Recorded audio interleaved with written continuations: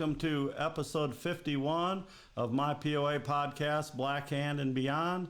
This is our third season of this. I can't believe it is already, but we did 30 episodes in 2021, our initial year, and then we did 20 last year, and now we're starting this year, and who knows how many we'll get done this year. Hopefully we do at least 20, maybe 30. I have some planned. I am going to do the podcast a little different this year. I'm going to experiment a little bit. It's so stressful doing the pictures, and I just found out that I can actually have stuff on the screen. I can show people's websites and different things on the screen. I could have did it all along with the technology we have here at Studio J in Enid, Oklahoma. So I could have been doing that instead of showing all the pictures. And tonight I have two special guests, and that's what this year is going to be more about. We're going to interview people, and it's going to be more of a traditional podcast, but it's still just on the Facebook group, POA History Group. So people ask all the time where to find it. So if they ask you, please tell them how to go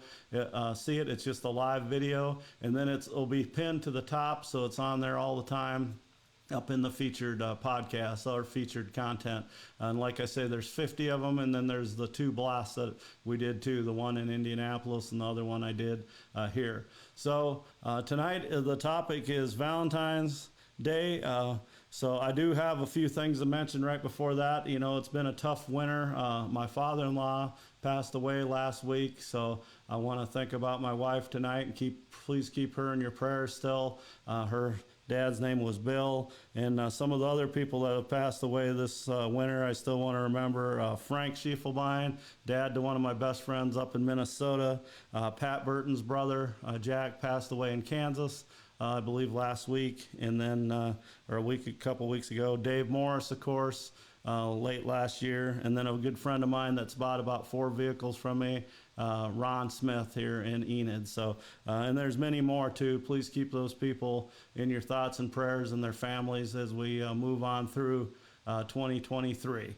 It is Valentine's night. I apologize to my wife for being here. I went to bring her some heart tacos for lunch, but she said she was okay, so I'll try to do something for her tomorrow. I do have to work on my day off too, so I don't know how I'm going to make this all up to her. So I see we have some people already commenting hello. So I've already called Allison. Allison, are you there? Can you hear me? I'm here. All right, you're here. So everybody listening in Facebook land, let me know that you can hear Allison. All right.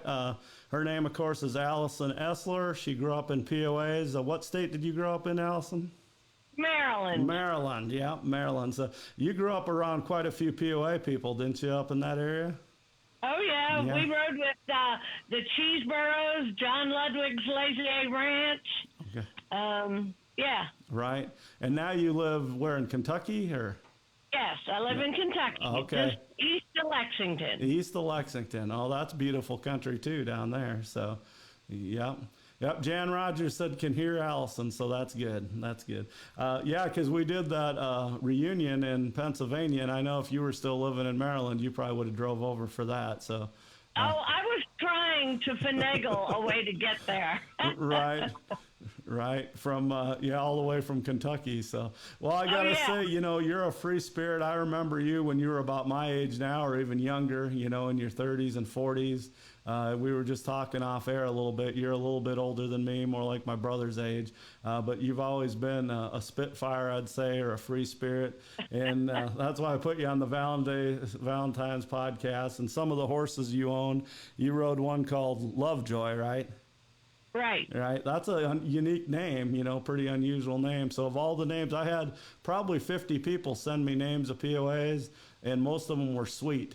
And I just got, the name Sweet in there. Some was Sweetheart, but most of them were just Sweet. There's been thousands of POAs with the name Sweet. And I said, I'm looking for something a little more, and when Lovejoy popped up, I said, there you go. I'm going to call Allison and see if she'll be a guest. So. On the show. Well, it's a funny story how we got him. Okay. He was traded in on another gelding. I used to ride 2 ponies all the time, one for myself and one for the farm to sell. So these people came to look at the gelding that I was riding to sell. And they came, we negotiated, but they wanted to trade their gelding in. And my mom, she was a wheeler dealer, and so she said, sure, we'll take him and this much money. So we get him, and when he came to us, they called him Festus. Oh, no. Okay, and apparently when they bought him, he had been drugged, and he turned out to be a lunatic. And so I get him, and the first time I got on him, he started bucking, and he run one knee into a fence post at the bottom of the hill. He ran the other knee into the fence post at the top of the hill. Oh, wow. And I thought, this pony's going to kill me. And my mom, he finally dumps me, and he rears up over me, and his feet come down next to my face. And she says, she's running up the hill, she's going, don't you hit him, don't you hit him. And I'm like crawling up his leg, and I'm a syllable beater. So I was petting him very hard, saying, you're such a good pony. And I thought, what have you done? So then I'm riding him, and I'm doing well with him. And my mother said to me, she says, you call that pony Festus one more time. She said, we're getting rid of him. She just hated the name Festus. So here we go. We're trying to come up with names. So then it was, and I'm like, who names a stud coat Lovejoy? Right. So we're coming up with, so we finally, we settled on LJ. LJ, okay. LJ. And then somewhere along the line, he got to be called Lovey, affectionately by me. Right. But we were in New York at Cobleskill at a regional, and these people that had owned him came and they said, that's Pawnee. And I said, his name is Lovejoy. So they knew him as Pawnee, huh? Yes. Yeah. So this party had kind of been around the world a little bit, and also we found out that he could game and do reining by accident. At that time, I think it was the International was in Syracuse, New York. I believe that was 72. Okay. The first one, and so we had done Eastern Pennsylvania, and then we went to New York, and then we went to Cobleskill, and then we went to Syracuse, and then we came back through Western Pennsylvania. And this trip, in the old days, we didn't have stalls. Your pony's tied out to your trailer, or you turn them out in a ring or something. Well, at that time, I rode a mare named Salty Nancy, and that was the mare for me to ride for myself. Okay. We'd been on the road, I bet, 3 weeks. And at the last place we stopped, they had no stalls, and so we tied out. And apparently that night, my mare I don't know, she had a nervous breakdown or something. But the next morning, she was like a blubbering idiot. And, my mom says, because I only used to ride Lovejoy in pleasure and equitation. And, I rode him English, and I jumped him a little bit. So my mom says, what do you want to do? She says, do you want to try gaming him? And I said, well, yeah, because, I didn't want to lose my points. And right. So Lovejoy started running, and he liked it. And the people that saw him at Cobleskill and said, that's Pawnee, they said, man, we didn't know he could run so fast.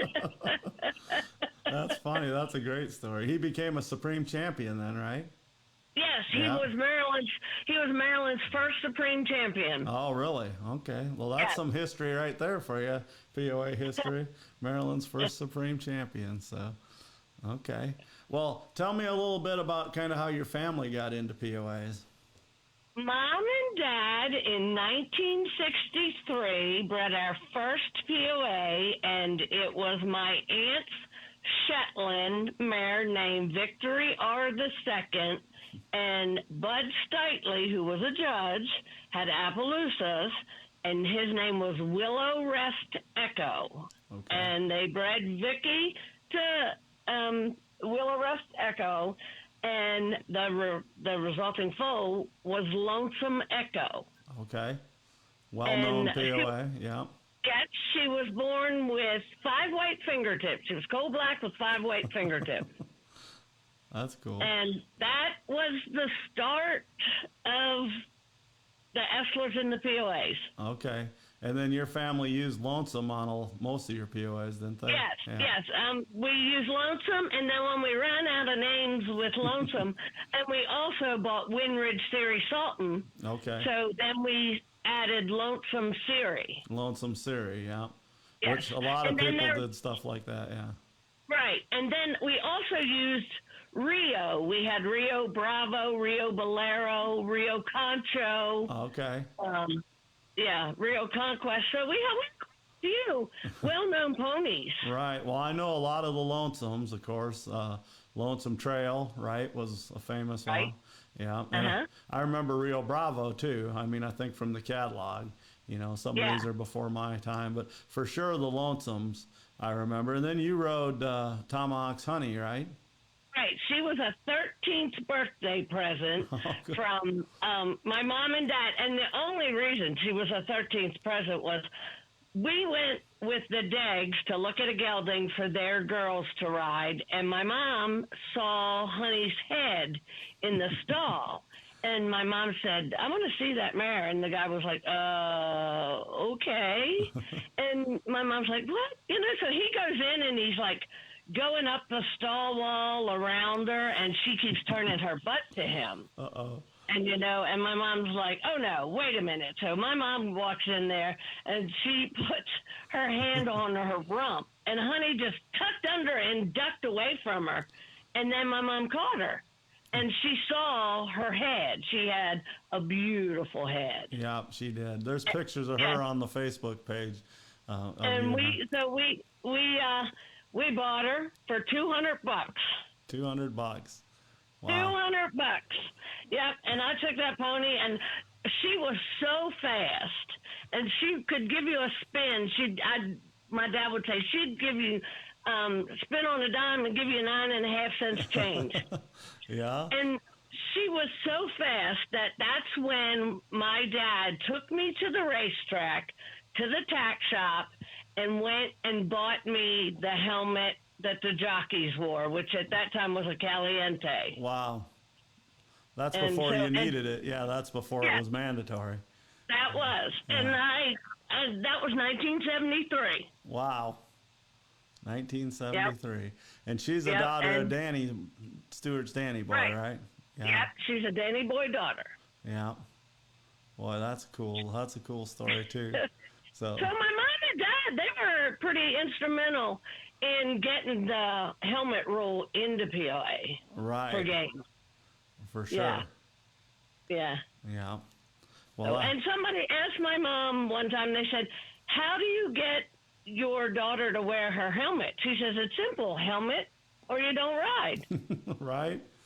Yes, and one time I was at an open show, and people with the big horses always wanted to team up with me and Honey in like ribbon race or any of the speed things that you needed a partner for, because Honey was so fast, you know. And so they said, do you have to wear that silly helmet? I said, if you want me to ride with you, I got to ride to wear with the silly helmet. But we went to a horse show, and my mom had to go away, and she left me with POA people, you know, friends that were showing. Right. And so I was sitting there, and I was sitting up at the ring waiting to go, and my helmet was back at the truck. And I was gonna not wear my helmet. And then about 2 horses before me, I just kind of backed out of the crew and jogged down, got my helmet, put it on, and came and I ran. And somebody said, how come you put your helmet on? And I said, because I knew if I didn't die in the accident, my mother would kill me. That's funny. You were more afraid of your mom than you were peer pressure. Exactly. Yeah. Exactly. Yeah. Yes. That is funny. That's definitely funny. So, Tomahawk's Honey, you kept her most of her life, didn't you? Oh, yes. Yes, she was buried on the farm. Okay. Yeah. Yeah. So, and so was Lonesome Echo. Well, But also, Lonesome Echo and Honey were leased out to some people in California and went out there for a year. okay. Okay. Yeah. I was just doing some research, and I knew Honey and Tomahawk's Gitchy Gumi were full sisters. They were both Yeah. out of a registered Welsh mare. But what I didn't know was that registered Welsh mare had some Welshes before those, before she got into POAs, or maybe John Ludwig bred her to a Welsh. I don't know, but she had some registered ponies before she ever had POAs. So Yes. yeah, I found that Yeah. out tonight. And then of course Gitchy Gumi was used by Gene Carr for quite a while. He raised Santee Silver Lychee and some others by her or out of her. Yeah. So yeah, she Yeah. had that good head too, I believe. So that's probably Yeah. why Gene Well, was interested. Honey, yeah, she had my mom, big Arab person, and she saw Honey's little head and her little ears and everything. And another funny story about Honey is we were at Michigan at the Eastern Regional, and that's when it was an Eastern Regional. It wasn't Northeast or South. It was Eastern Regional. Okay. And we were there, and my mom was okay. There was something. Honey had some kind of phobia. We heard stories that they used to rope her and like hog tie her to catch her because that's how wild she was. Right. And I even heard a couple of the kids at Ludwig's at the Lazy A said that, that was something. If I wanted to ride her, I couldn't turn her out in the morning after I fed her. I can put her in a little paddock, but I couldn't put her out in the field because there was no catching. She was done for the day, huh? Yeah. Yeah, she was done. And if you wanted to ride and you didn't want to ride right then, you had to keep her in her stall or you weren't riding. That's funny. So, but she had these little tiny ears, and I really excelled in showmanship. Honey and I excelled in showmanship. And the only time we'd get beat is when somebody would really start to nitpick, and the only thing they could find is we could not clip Honey's ears. Okay. And we were at the Eastern Regional, and it was my dad, Frank Degg, Bud Schleier, and a couple more. But all I know is we watched Honey throw like 5 big men out of the stall. Yeah, those are big guys, the guys you mentioned, yeah. Yes, they were trying to clip her ears, and she did this little scream, and my mother said, "That's it." She said, "That's it. No, you're not gonna clip her ears. Just leave it. If Allison doesn't ever win a showmanship class again, oh well." So then the next day is Indian costume. So my mother is putting on the bridle and everything, and she has this thing, these feathers that went long ways, front to back. So it went from her forehead to down her mane of feathers between her. And my father said to my mother, "Are you trying to kill our child?" Fine. Oh, that's funny. I'm in the ring. I'm doing really well. Honey's doing okay, and she's bobbing her head because she would bob her head like Danny Boy did, and she'd bob her head, and these feathers are bobbing, and I'm just praying. Lynn McMillan carried a goat across her saddle, and it bleeded, and Honey like bolted, and I do not know how I stayed on, but I did stay on. She made you a good rider. She made you an equestrian, yeah. Oh, yes. That's funny. Yes. So you mentioned Arabian earlier. You said your mother liked Arabian heads and stuff. Well, you ended up breeding Honey to an Arabian, right? Right. Okay. Right. Honey's, we bred Honey to my stallion. His name was Fame and Fury, and his father was a U.S. national Canadian driving and park horse champion. Okay. So we bred, and his name was Nagore. So we bred Fame and Fury to Honey, and we got Flame and Fury, who was double registered. He had POA papers, and that time, up until Flame was born, they would only let you keep your half-hour papers on a colt until he was 2. And at 2, you either had to geld him or they'd pull his papers. Okay. And then, well, by the time Flame had reached 2-year-old status, they had changed it because they started seeing that, okay, some of these people are taking these half-hours and, quote unquote, improving other breeds. Right. Okay, so that's what they're thinking. So they left him. So Flame was one of the first ones that got to keep his half-hour registration paper. That's cool. And he was a spotted pony. He was a POA. He was a POA. Yeah. He was red with a little blaze, and he had a nice, not really a blanket, but and they weren't spots either. It was kind of like a lacy blanket, wasn't it? Or what would you call it? Yeah. Yes. Yeah. It was like a lacy I'll put blanket. some pictures of him. There's pictures of him on our Facebook group already, but it's probably down a ways. So I'll try tonight or tomorrow. I'll try to put some more pictures of him. And then you got that, or you had that carousel horse. I know you got rid of it now, but made after him. That was cool too.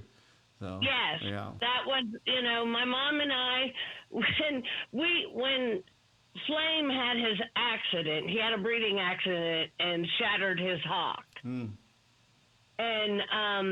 my mom said to me, she said, Allison, I couldn't keep you alive, let alone your pony. I'm like, okay, thanks, Ma. So we put him on the trailer, and our vet came out, and we put him to sleep on the trailer. Oh.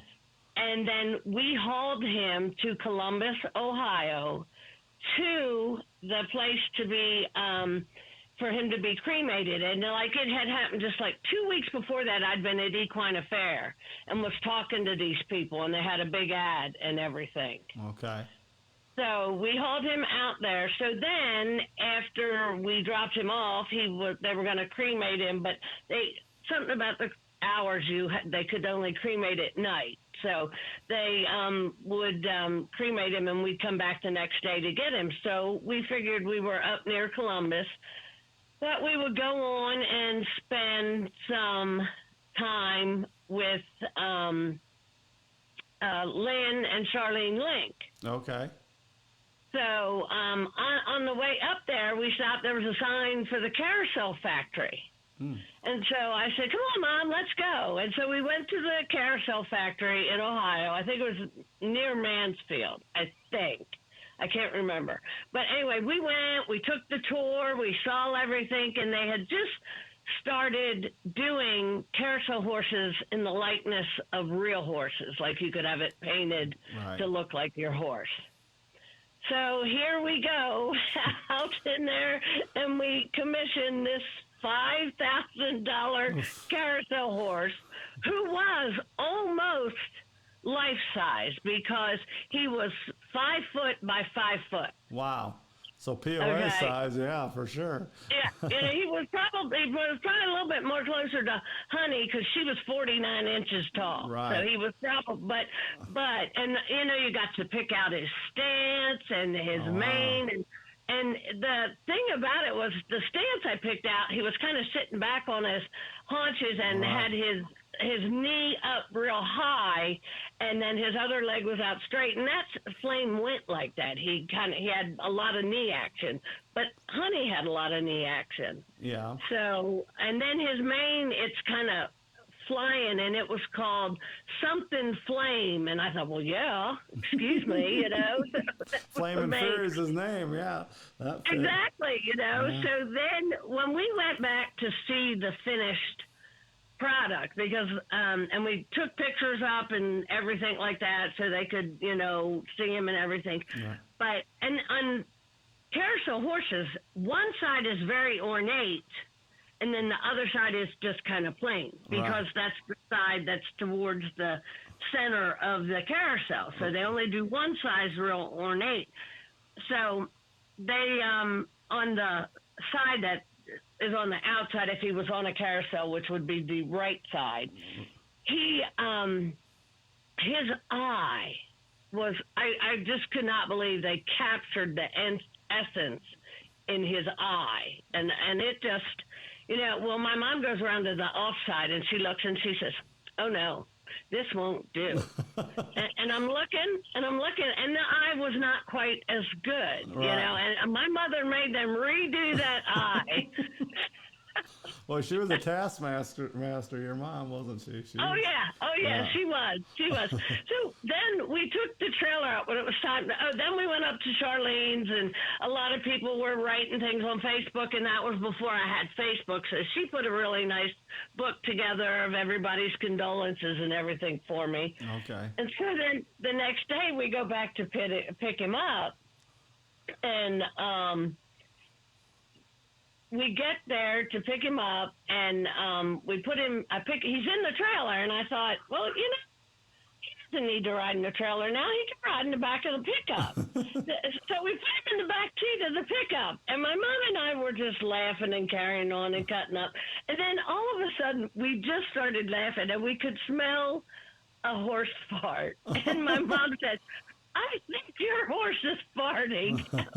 Like, oh my God, Mom. No. So, just crazy things.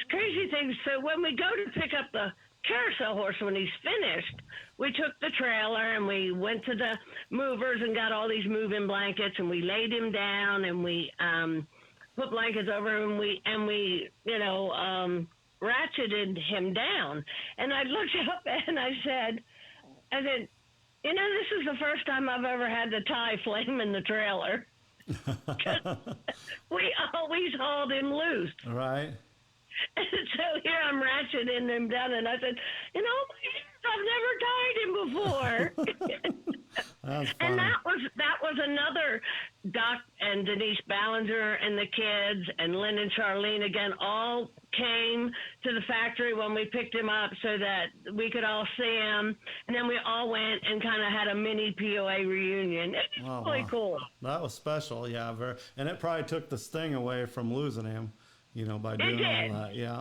It did. And then for a year, I carried him around to the big shows that I went to, and I just would set up like a stall front, and I had a video made of pictures of all the kids that rode him to get his Supreme and everything, and I had a guest book, and so I hauled him around for a year to horse shows so everybody could say goodbye. Right. How old was he, Allison, when he passed away? He was, I think, 17. Okay. All right. So he had a good life for a stallion. Oh, I mean, yeah. that's, yeah. Oh, yeah. Yeah. A little early, of course, but yeah. That's, yeah. Yeah. But he was a proven producer. Yeah.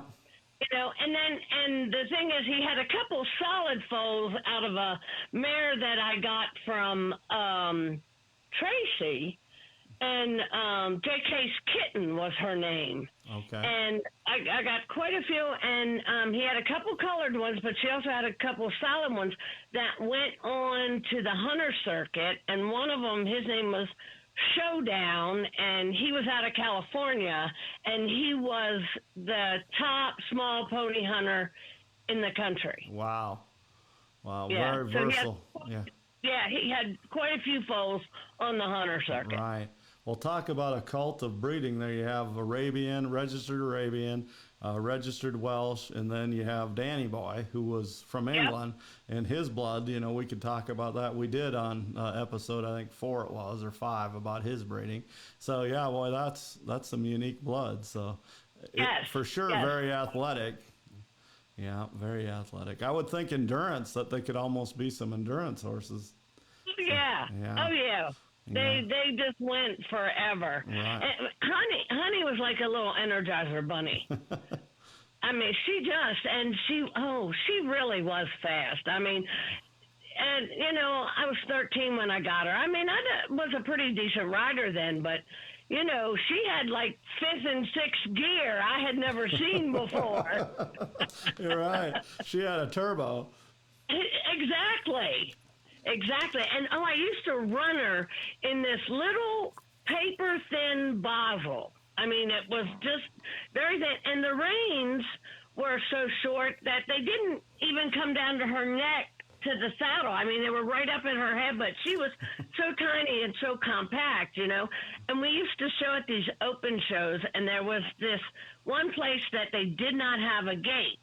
Oof. So you had to stop after you ran your pattern. You had to stop in this box and walk flat-footed out of the ring. And I was running Honey, and she would, poles was her thing. She'd do a 21 flat, and I'm running, and we're wide open, and I'm coming, and this guy, they're all sitting in there. She's not gonna stop. And I just barely touched those reins, and she was dead stop. Bang. Yeah. Yeah, like, she stopped. She stopped. Yeah. And she was only 49 inches, right? Yes, 49 inches. How tall was Flamin' Fury? He was 53. Okay. All right. Good height. Yeah. He was born, what, about 86? Is that right? Putting you on the spot. I think that's when he was born here. Yeah, I'm pretty sure that was 86. Yeah. I think he was born about the same time as Kiddo was, same year. Yeah. Yeah. So, well, Honey was a Supreme, wasn't she? Did you make her a Supreme? She lacked 1 grand. Oof. The same as Lonesome Echo and Lonesome Sundown. Okay. All 3 of them lacked 1 grand in halter. They had their Supremes over and over points wise. Right. But they're, they didn't have their ROM and halter because of 1 grand. Yeah. Well, it was tough back then. I mean, it's tough now too, but that was, well, you still did a lot. I know the people that are watching that haven't heard of the Lonesomes, they were, you guys didn't raise a lot of them, but the ones you did raise did a lot, put it that way. Yes. Yes. Yeah, for sure. Yes. Yeah. Well, anything you want to add, Allison? This has been a blast. I'm glad I had you as a guest tonight because. Well, I have a million anecdotes. I just, I can tell you about other people that, we showed with, and at the Syracuse International, we met Jan Jones Nolan's family.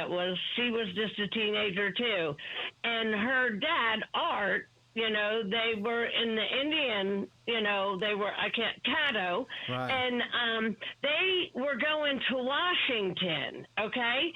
So from there, they figured they were in New York. They were going, because Art was getting inducted into something with the Indian Nation. Okay. And so they came, we took them with us. They caravanned with us. We stopped at a show in Pennsylvania, and then we went on home, and they stayed with us.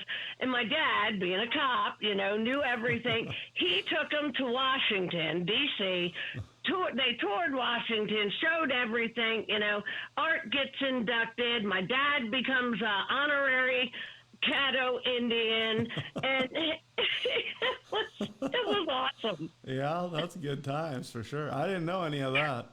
So I knew he was honored. I knew because Jan was one of our guests here, her and Brian, her husband, and we talked quite a bit about some of Art's achievements outside of POAs. And I knew your dad was a cop. Was your dad a mounted cop or was he? Yeah, he was. Yes, he was. I thought so. He was a mounted cop, and that's a funny story, too. My dad was the trainer. He trained all the police horses for Baltimore City. Wow. And there was a big trainer, Basie Tankersley, at Al-Murrah Arabians in Maryland, and she donated a 3/4 bred Arab to the police department for my dad. And my dad worked him, and he trained him, and then after he got him all trained, they moved him to another officer, and he got another one to train. And, so we were at a show, and the lady asked how the horse was doing. And my dad said, he's doing really well. And then more, and then he said, well, they've given him to another officer. When my dad went back to work on Monday, my dad had his horse back. Oh, really? Yes. And then when they were retiring the police horses, you could adopt them, Right. but they, for some reason, would not let the officers. So the year that Dusty was going to retire, they finally decided they were going to let the officers, if they wanted to, they could adopt. So we adopted my dad's police horse. Wow, that's cool. That's cool. Yeah. Yeah. You need to send me a picture, put that on. I'll put it on the Facebook. deal. Okay. Even though it's not a POA, it's still a big part of POA history since he was, you know. Exactly. Right. You know, I mean, so we showed all over the country. Lovejoy in 1976, because I was Northeast Regional POA Queen, I did quite a bit. I went to Washington International, had a big thing in 1976, the bicentennial year. They were doing all breeds that were bred in America that, you know, were from other breeds that now, you know, were here, Right. originated here in the States. So I got to go and represent POA. And with that, we had luncheon tickets to sit with President and Mrs. Ford. And then, you know, there was a big event afterwards, and I couldn't go because I was showing. So my aunt and uncle went and had lunch with the President and Mrs. Ford. Oh, wow. Then she went, and I have a picture of Lovejoy and I, and Henry Kissinger is in the audience. Oh, cool. And then my aunt was sitting next to the Italian ambassador, and his son was riding, you know. And so, you know, when they all came out, you know, my aunt didn't know anything about horses. And, you know, at Washington International, you have formal night, and you go in evening gowns and furs and diamonds. And, you know, so my aunt is in her evening gown, her fake fur, her pubic zirconia, you know. And, you know, the Italian ambassador's talking to her, and, you know, he says, you know, that I was a lovely rider and all this stuff. And so when his son comes out, like I said, she doesn't know anything. She says, oh, he's a very fine rider. And my uncle said he was just sitting there going, oh, yeah, baffle him with your brilliance. That's funny. That's funny. Wow. Well, I'm sure you got a lot of stories, so I'll have to have you back on sometime and we'll talk about stories. I'll just let you go and rattle off stories. I like to just say one word or so or a sentence and then people take off, and you were the best at doing that. So that was good. Thank you. Thank you. Thanks for being a guest. I'm going to call Jackie and get her on here and talk about some names. Winchester's Valentine is one of hers. I was going to mention a couple names that you know since while you're on here. Lannon Sweetheart, GR's Siri Valentine, Suncrest Valentine. You remember all those.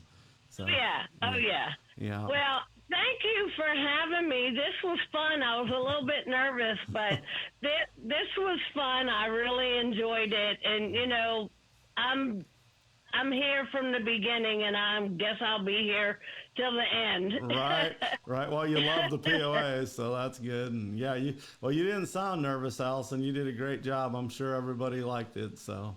Well, thank you. I hope everybody did enjoy it. Happy Valentine's Day, and it was good talking to you. Okay. Thanks, Allison. Good night. You're welcome. Bye-bye. Bye.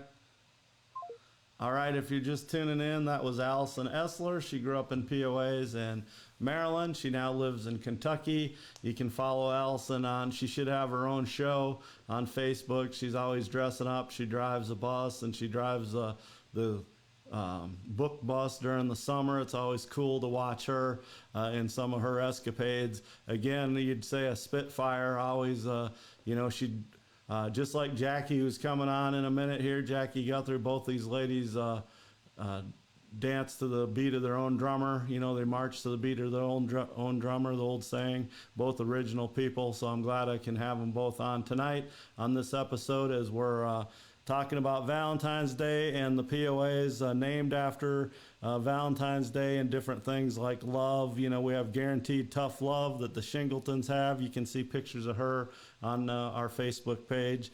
And like I mentioned, Lannon Sweetheart. We're going to talk to Jackie about one of her mares that I believe is still alive. I think she's about 20 years old. She's raised some good babies by her. So we'll be showing her here in a minute as soon as I call Jackie. So give me some feedback later on or tonight as you're watching this. I'm going to kind of do it more like a traditional podcast this year, not so much on pictures and more on, just kind of the stuff that's just interviews, stuff like that. So I do need people to interview. I need volunteers. When I first started this a couple years ago, it was like pulling teeth trying to get people on here to volunteer because they were nervous. I think now that you kind of see the scope of things and how it is, it's not political. It should be fun. Sometimes the stories get sad, and they're heartfelt stories like she told some, Allison, but she also told some very cool stories and a lot of history there. So that was fun. And we're going to look at the screen here. Here's the Facebook page live right now, POA History Group. I'm going to call Jackie, give her a call. Again, if you know anybody that wants to join the POA History Group, please tell them how to do it. I have to approve them, so we keep people out, bots and different things. We don't want certain people that are non-horse people on there if they trying to have a different agenda, selling stuff or whatever. So I'm giving Jackie a call right now. And we're live TV, so live podcast. Hi, Kent. Hey, Jackie, how are you doing tonight? Great. Happy Valentine's Day. Happy Valentine's Day to you, too. I just had a lively conversation with Allison Essler, so I knew that would be good. So I said I have two ladies tonight that march to the beat of their own drummer in their life. So you and Allison, that's a compliment, by the way. So how are you doing up there in Wisconsin? It's raining here. It's raining. Okay. Yeah, it's been a weird winter. Yeah. Too warm and then too cold and all those things. But please wish your beautiful wife happy Valentine's Day too, Monica. She's a big part of this too. Yeah, she's staying home tonight, so I was gonna try to get her in here, but she's been staying home lately. So yeah, I gotta go make it up to her tonight. So. Yes, you do. Yes, you do. Yeah, I gotta stop and get some flowers. So I buy her flowers when it's not her birthday and it's not Valentine's Day. So I'll make it up to her. But you're a wonderful husband. Oh, thanks. I'm still trying. It's a work in progress. So. Yes, it always is. So we're gonna talk about. Go ahead, Jackie. You're going to talk about Winchester's Valentine. Winchester's Valentine. Yeah, I have a picture of her with her tongue out on the screen. So it's on. I'm showing the Facebook page there. So I didn't download any pictures tonight. I figured I'd have good guests and we could talk, and we didn't need pictures. So I remember the day Larry bought her from the sale my dad and I put on up in Minnesota when they bought Winchester's Valentine. So you can kind of start from there if you want and tell her story. Okay.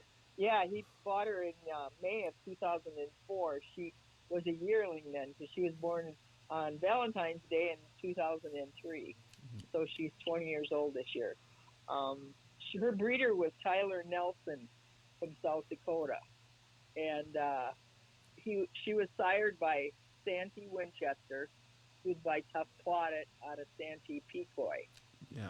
And her dam was a mare called Claudette. And she was by Santee Twister out of JKA Susie Q, a mare that John Anderson had raised. Right. The rest were all Gene Carr raised. Right. And I've never been able to find a photograph of Claudette yet, but maybe someday. I've seen pictures of Santee Winchester, of course. Right. But Larry showed her to her ROM halter. He got her ROM halter on her, and that was as a yearling. And she was a small mare. So Wisconsin, Minnesota, Iowa, the Midwest has always been pretty tough. So that was she was quite a good-looking little mare in her day. Not that she's bad-looking now. Right. But so Stephen Brown bought her then in the fall of 2004 from Larry Gibson and took her to Texas. And he and his wife, Rhea, they had some other mares.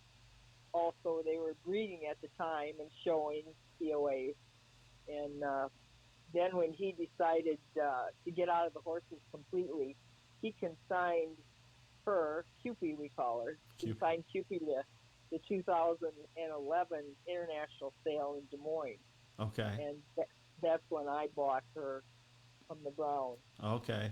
And their prefix was SRB for people that are watching. I know some people remember the Browns from Texas, but that was for their initials. And yeah, Right. and they raised a few babies out of her. Yeah. Yeah. And she was when Stephen had her, he told me that she broke her back.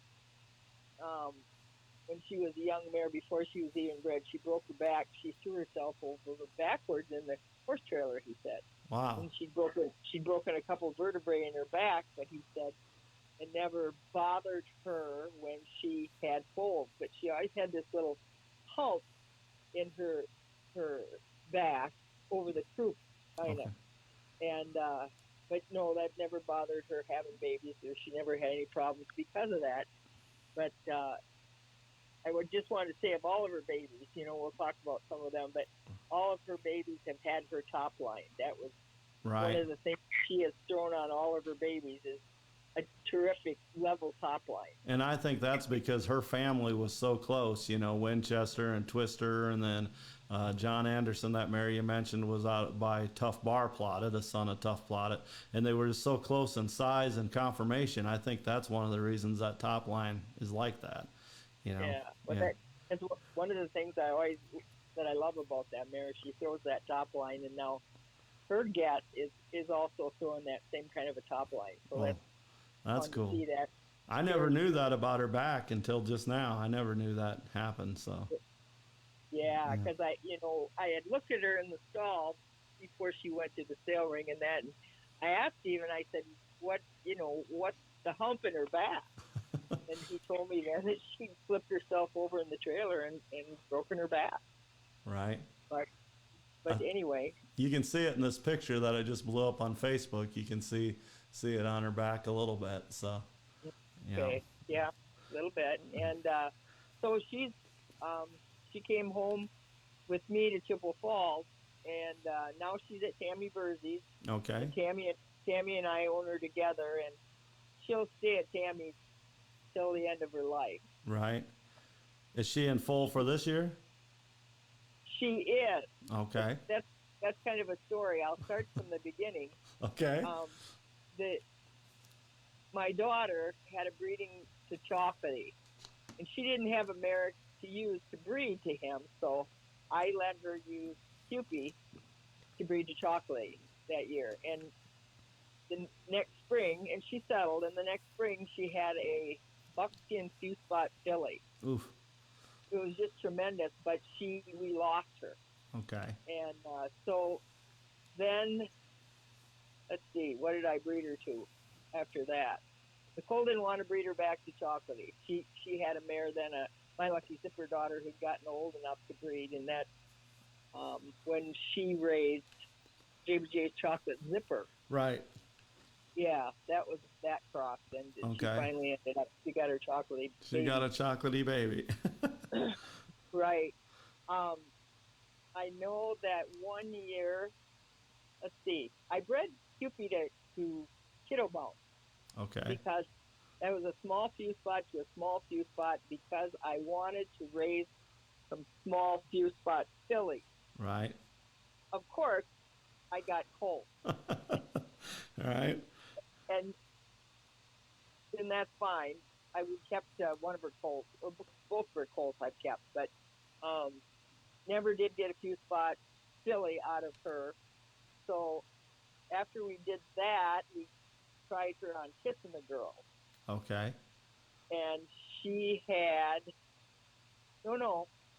before that, I bred her to Presidential Order. Right. A quarter horse. Yes, and that's when we got Locked and Loaded. And he was, Tammy campaigned him as a yearling, and he won everything as a yearling. He won the international show, and he was Grand Champion Stallion and Most Colorful Stallion. Right. And he won the Fall Futurity, the yearling colt class. And what was it? Oh, he was year-end National High Point. Okay. And overall High Point. Tammy rocked it out with him, didn't she? Yeah, she always called that the trifecta. She won it. Yeah, that's what that is. Yeah. And so then after Locked and Loaded, I bred her back to Kiddo Bound. And that's when I got Kid Valentino. Okay. And of course, he's small and he's a few spot. And he's got a really nice little head and those tiny little ears. And he's about 49 and a half, 50 inches tall. He's small also. Right. And he won the Congress as a 4-year-old stallion. As a small stallion. Yeah. Yeah. Yeah. Yeah. Then we bred her to Kissing the Girls. There you go. And well, I shouldn't say we. Tammy and Mark Menke bred her to Kissing the Girls. Okay. And she had a filly, a leopard filly, that did really well through her yearling year and just won a ton. I'm trying to think of her name. Kissed on the Spot. Yeah, Kissed on the Spot. Yeah, she's a leopard. She won a lot as a yearling. Yeah. Yeah, she did, and she went over height, unfortunately. Okay. And there's somebody out east somewhere that's got her and that's riding her and showing her. But she was an awful nice mare. No, I bet. So yeah. we bred Cupie back to Kissing the Girls again, and she had JBJ's Loving Every Minute, who's a 2-year-old this year. She's the one with the blanket, right? Little blanket. She's the one with the little blanket. Yeah. So I was very surprised it's a little blanket, but she's the one with the little blanket that's got that heart shape on her hip. Right. And so, unfortunately, she didn't show at Congress last year because she got hurt getting on the trailer. And right. So that was just one of those things. But she did show at the Fall Futurity last year, and she ended up second overall in that really tough yearling filly class. So I was pretty proud of her. That was a tough yearling filly class, really tough, yeah. And she's a very typey filly. She's really nice mare. Yeah. Yes, thank you. And she's got a gorgeous head. Yeah. I think probably the best headed one that she's had.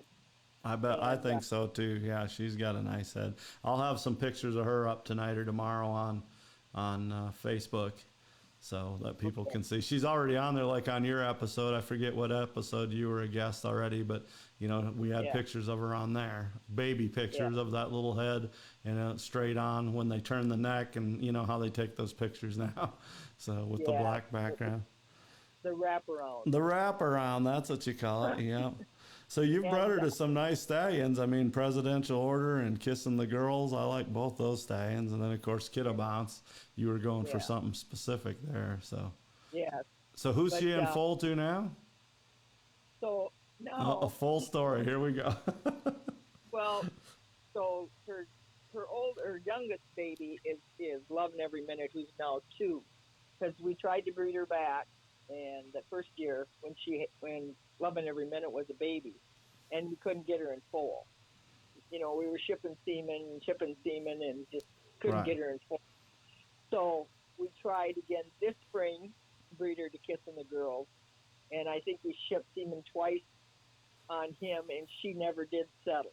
Okay. So Tammy took her over to the pony farm, and they put her in with My Lucky Zipper. And she spent the summer there. And she's in foal. She's in foal to My Lucky Zipper. She's in foal to My Lucky Zipper, which that could be a pretty cute one. Oh, that could be a nice baby, yes. And that, you know, no regimate with this one and no anything. You know, she's having a good pregnancy, and so she's going to have a baby this spring. Or I shouldn't say this spring, probably this summer. Right. But that's okay. You know, she's at that age. If we don't keep her in foal, she'll be done. Right. You don't want to miss a year with her. So. No, I really don't. And My Lucky Zipper's not getting any younger either, so that's good to get some good mares to him and get some more babies by him. He's the broodmare sire of the breed right now. He's getting famous for that. Yeah. And he's had good babies. I mean, he's had good show babies too, but he definitely has made his mark. His fillies have. So if this mare has a filly, she could have a really nice filly. Who knows? She might have a colt that goes on to do something too. But yeah, you never know. So she's had more. Has she had more fillies than colts? No, I No, think it's about half and half. half and half. Okay, all right. And so, but her last two have been fillies, so we'll probably get a colt, but you never know. She did have another foal in there one year. Tammy bred her to, and I told you this when I sent you my email. He was at the pony farm at the time. He's that black and white stud, Oh, the midnight special. the Midnight Special. Yeah. Yeah. Tammy bred her the Midnight Special, and she had a filly that next year that was just had a little blanket over the croup, and Drishes bought her, so they have her in their broodmare band. Oh wow, she's probably a nice broodmare because Midnight Special was a nice stallion. I think that mare filly's name's the Usual Suspect. Is that right? Oh, yeah, I think you're right. Yeah. Yes. Yeah. That sounds great to me. Yeah, that's cool. So But we I- might hear some more of that one then. Loving Every Minute, is by kissing the girls, and she was the full sister to Kiss on the Spot, but she is much smaller. Right. And she's not been a height problem at all. Right. She wasn't even close to the height limit last year. She would have measured under the new height limit, this year Right. as a yearling. She's So, way more petite than, not taking anything away from Kiss on the Spot, because she was a nice halter filly for sure. But Yeah. this filly's way more dainty and petite. Yeah. Yeah. I agree. And so I don't know what we're going to do with her, if we're going to keep her or not keep her, but Tammy's going to show her this year, she says. Okay. And so she said she wants to show her at least through Congress, so we'll see if we hang on to her or not. I don't know yet. Right. Well, Right. that'll be a cool one to watch for. I always liked her marking. She's just so perfectly marked, a little blanket, and it seems like we get so many few spots and leopards in this breed, because we use a lot of few spots. Yeah. But then they get more color that way too, more chance of getting color. So. Yeah, and that filly doesn't have a roan hair on her. Right.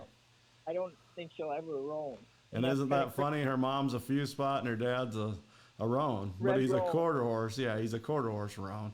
So Yeah. he's a beautiful stallion. I always liked him. When I knew he'd make an impact in POAs as soon as someone bred to him, and Yeah. and he did. He made a little, quite a bit of impact. So it's hard for a horse to. They got to get the good POA mares to him over and over. So. Yeah, and it's hard for someone that they're, not really involved in the breed at all. Right. They Right. depend on other people, other Right. POA breeders to promote their horses. Or like Chocolatey now, he's connected to POAs so closely, with Zoms Yeah. that he's, Yeah. he's right there. So yeah. Yeah, that's awesome. Right. So some of the other Valentine's names I was going to mention, GR Siri Valentine, you probably remember her. Sally Phillips showed her. Yeah. And then little Suncrest Valentine, remember when she came out of California? It always seemed like Darren Vincent had the California surprise packages. No one knew about them, and here they would come over the years. Doughboy and And they were always good ones. oh, they were good, yeah. And some of them didn't look alike. Some of them were full brothers and sisters, and they would wanted to have a flaxen mane, one wouldn't, and and she was tiny. She was the smallest of the group of the ones that got famous. And then her daughter was the first POA exported to Germany, a bounce back Val. That's when Gene Carr started exporting POAs. He kind of did a trial run with her, and bounce back Jack bred Suncrest Valentine, and Carmen Winey had bounce back Val, Carmen Hoffman now, and that's how that story goes. So. Yeah, Ruth Picoy got her, I think, from Carmen, and then Jean got her, and then sold her to. And some people from Germany commented when I put her picture on there. You can see her picture on our history group, and they said that they still have offspring, and grandbabies from her. So. Oh, wow. That's awesome. Yeah. And then, of course, Lannon Sweetheart. You had a Lannon Sweetheart baby, I think, before. And she was always my favorite. that head. That head was just perfection. Yeah. Yeah, I wish she was around today. Could breed her to some of these little quarter horses, like Kissing the Girls or something, I mean, it just, Sure. Yeah, she had that sweetheart head. You know, we went and bought Speculation because Right. we just loved her. And that trip, we picked up Doc's Double Sweet that you ended up owning, and we Oh, picked yeah. up first Oz's Sweet Speculation in Ohio, and then we picked up Doc's Double Sweet at Doc's place. And he was at work, but Jackie was there, and you know, they called her Sweetie. We usually just called her Double Sweet or Sweetie, and then Phillips called Sweet Speculation Sweetie. So now all of a sudden we have two Sweeties. So we always called Speculation Specs. That's just what Yeah. we called her. But Yeah. and then the other mare we called Sweetie or Double Sweet. But she was such a friendly mare, Double Sweet. And, you know, when I started asking for pictures and names and stuff, I got probably 100 POAs with Sweet in their name. You know, like Total Sweet or Totally Oh, Sweet, yeah. you remember that one, and from Wisconsin, and a whole lot of sweet names. But so I said, well, I'm going to go a little different route and do some Valentine names, and you know, some heart. And Aston's had the Futurity champion a couple years ago. Was named State of the Heart. You remember his grandsire was in Minnesota on the border there, Stillwater. Yep. Yeah. Dave And Hart. yeah, and Yep. you had some daughters by him, I think. Yep. So, yeah. Yes, we did. Yep. Yeah. And Bob Gom has one. That was Maddie's mother was a state-of-the-art daughter. Maddie was the one that they made a supreme champion out of. Okay. And then who's got the other one? Oh, Jessica Drish has the other one, a state-of-the-art daughter, a black one. Oh, okay. Yeah, she has her, and she's raised quite a few black fillies, Okay. colored fillies. Right, So, because he was dark. I remember they used to bring him to the Minnesota Horse Expo almost every year. They brought that stallion for 4 or 5 years, and I seen him all the time there. And yeah. he was homozygous. He couldn't throw anything but a bay or a black. Right.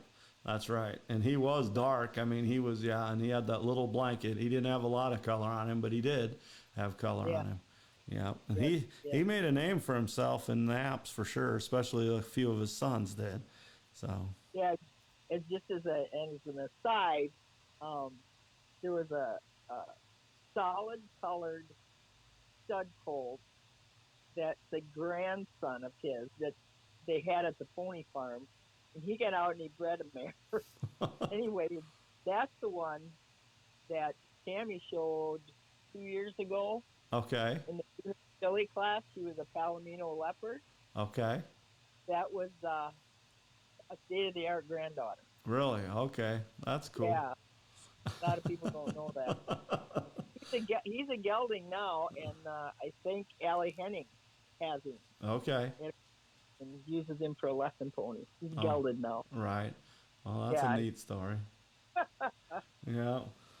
Oh yeah. All the stories. I think Allison could have been on here for 2 or 3 hours. She was on a roll, and I said, "Well, I'm going to have a shorter show tonight, Allison, and Jackie's coming on." So she was going, and I said, "I'll call you again on another show, and you know, in depth." It's pretty cool because her dad was a mounted police officer, you know, horseback, and then raised his kids in POAs, and yeah, that was cool. That's awesome. Well, Yeah. this has been a fun time and fun talking about the sweet and the Valentine and the whole thing. So I thank you for having me as a guest. I still remember when that guy called me. You know, my dad and I put on that sale in '04 and then again in '06. And he called from South Dakota, and he had stuff from John Anderson. And, of course, it went back to Gene's stuff. And I said, well, I'm really trying to build a big sale here. We ended up with 88 head, which was a huge spring sale, you know, huge. Yeah. And I said, could you bring, 3 or 4? And he said, well, we're going to try to bring 7 or 8. And they ended up bringing 9. And she was one of those 9. And they had some good stuff. Some of it slipped through the cracks, but, you know, Larry always had a good eye. He was more of a trader than, you know, he was a good breeder too, but he was probably a better trader than he was a breeder because he'd see those young prospects and pluck them out. Yeah. And then resell them. He did good to get that ROM on that mare. Right. Yeah. Young age, and little, and she was white. And those two things usually don't make great show horses. Right. But I think, like you say, for a yearling, she had a great top line, even as a yearling, which usually they don't. And she has a keen head, you know, so that was, Yeah, and she's got, the old horseman would say she's got a leg in every corner. She's Yeah. fairly stout for her size, so Yeah. for sure. And Well, and she's totally blind now, but she's been at Tammy's for a number of years, so she's comfortable there, and she gets around fine, and right. she does fine with the babies too, even though she's blind. I've seen that before, where they do good with the babies. They have that sense, as long as and the baby usually knows not to go. The whinny comes involved then, and the baby knows, oh, I better get over here. So, Yeah. yeah. Well, you've That's done a a great good job raising babies out of her. I mean, a grand champion and a small champion, and he's still making a name for himself. Well, both of those stallions are. So. And Kiss on the Spot was a Congress champion also. Yeah, she was. And I predict that loving every minute of it, or loving every minute, I added a little there, she will probably be eventually. I mean, she's going to be right up there. She's a nice, just an elegant filly. I've always liked her since she was a baby. I was sad when she got hurt. Yeah. But time will tell that tale. But time will tell. Yeah, regardless, that mare has done. She doesn't owe me anything. No, she doesn't. I told you what I paid for it, but when I bought her in 2011, I paid $525 for it. Wow. Yeah. And I'd like to get in later after everybody kind of quit, and then I'd get in. Right. She didn't have anybody bidding on it. Right. I think she'll add 2 or 3 bids. So, yeah, that was just meant to be, I guess. It was, yeah. The stud fees to the stallions you breed to are more than that. So. Yes, yeah. Now, I mean, nowadays. So, yeah, that's for sure. Well, I look forward to seeing her baby by my lucky zipper. It'll probably have a white face, probably have a blaze. So. It'll have a big blaze, yeah, for sure. So you get yourself to the store and get some flowers for that white baby. I'm gonna go get a dozen red roses. Hopefully that's enough. With my smile. Hopefully they got them. Hopefully they got them yet. I know. When Monica, this was one of our busiest days ever when she was in her business, for years. She's retired out of that now. But we dipped, this is part of the reason why she retired, because we would dip thousands of strawberries. I mean, thousands of them. And, we'd sell them by the dozens. And people would come in 10 minutes to close, or they'd call 5 minutes to close. Guys would. And, do you have any strawberries left? Well, we got a couple packs, but we're not staying open. We're closing the door. All of a sudden, this big lifted truck would come pulling up to the curb, and some guy'd run out, And sometimes they came, and we were locking the door. And Monica's like, we've been up for 2 days dipping strawberries. Sorry, you should have thought ahead of time. So it's nice that she can sit home and watch Netflix. I think she's in a Grey's Anatomy binge right now. So that's 20-some seasons. So. Yeah, that's been on a long time. Yeah. All right. Well, thanks for having me. As always, Jackie, and I'll have you back again as a guest. We can talk about a lot of topics. So, again, thank you for being a great guest, and best of luck with your babies this spring. Thank you very much, Ken. Okay. Great talking to you. Great talking to you. Bye. So that was Jackie Guthrie from Wisconsin. Of course, legendary POA personality and breeder and promoter. And we were talking about her good mare, Winchester's Valentine, who's produced at least 3 Congress champions. And she's also the mother of one of my favorite young prospects coming up here, JBJ's Loving Every Minute.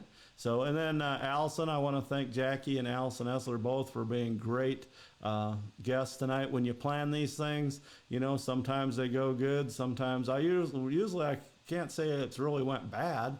Maybe I'm bragging a little bit, but in 51 podcasts, we've had some connection issues and stuff over the couple years and little glitches, but usually the guests are really great. So if you want to be a guest, reach out to me, contact me. You can call me, text me, reach me on Facebook, email, any way you want to get a hold of me. So swing by Enid, Oklahoma and visit me in person here at Jackson's Auto Family. And we always like to see people here. So I want to thank Jackson's as well for sponsoring this podcast today. Shane donated some of his time. He's the general manager and one of the owners of this business, and he was sitting in here helping get everything going because we hadn't done a podcast in here since the Stallion podcast, December, whenever that was, December 20th, I believe, the one when I had a Santa hat on. So it's been a while since we did a podcast, but this was episode 51. Again, we're going to try to have 20 or so. I'm diving into judging a little bit. I was at the CBC a couple weeks ago, and I have booked a few POA shows. I'm going to try to get some other judging cards eventually, get 7 or 8 of them if I can. Some of the stock horse breeds and the minis, Pintos. I'm also qualified for 4-H now in the state of Oklahoma. So that's going to take some of my time too, but hopefully I can keep doing this passion of doing these podcasts. We're going to do some talk about Supreme Champions in the future, and we're going to have the DeBurr brothers as guests in the future. We also have quite a few topics coming up. I mean, I can never run out of topics. I always can just create them, like the art of the POA, and tonight the Valentine special one. So I want to thank all you guys for watching and your comments. And good luck to everybody. Safe travels if you're traveling to the convention, just a little north of me here in Springfield, Missouri. Safe travels to everyone. And I'm not sure if I'll have a podcast next week or not. We'll see. Kind of play things by ear, but for sure, if it's not next week, it'll be pretty soon. Like I say, the DeBurr brothers, great trainers and quarter horses, grew up in POAs in Iowa. Diane DeBurr's kids, we're going to have them soon. That may be the next episode. Just have to see schedule wise. They're very busy trainers and people. So happy Valentine's to everyone, and thanks for tuning in. Again, thanks to Allison and Jackie for being a great guest. Please enjoy the song.